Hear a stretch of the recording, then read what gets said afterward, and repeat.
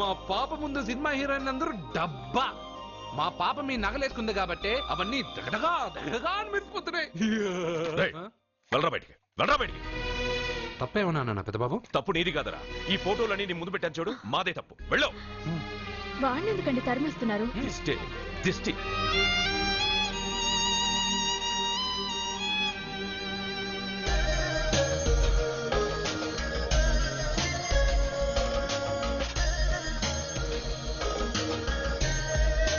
Hi. Hello.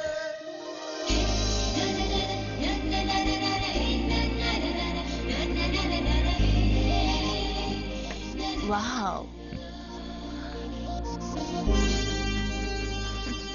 Nice. Thank you. ఈ photo నేను తీసుకొచ్చా? Why not? నువ్వు ఈ ఫోటో అడుగుతున్నావు కానీ మా వాడు నిన్నే అడుగుతున్నాడు. ఏంటండి మీరు అనేది? ఈ ఫోటోలు తీస్తున్నప్పుడే నాకు తెలుసు పనికిరేమని. వద్దన్నాను, తీశాడు. అంటే మోడలింగ్ కోసం వచ్చిన మీ చెల్లెల్ని మా కోడలుగా చేసుకోమంటున్నాడు. మీరు పర్మిషన్ ఇవ్వరుగా? ఎవరు చెప్పారు? కొంపదీసి ఇస్తారా? You want to marry my sister? yes, great. మీ అభిప్రాయం సరేనండి కానీ మీ చెల్లెలే మాట్లాడలేదే. నువ్వేమంటావమ్మా? నాశనం. 25 కోట్ల రూపాయల నగలు నా ఒంటి నిండా వేసుకుని చూసుకోవాలని ఆశపడ్డాడు.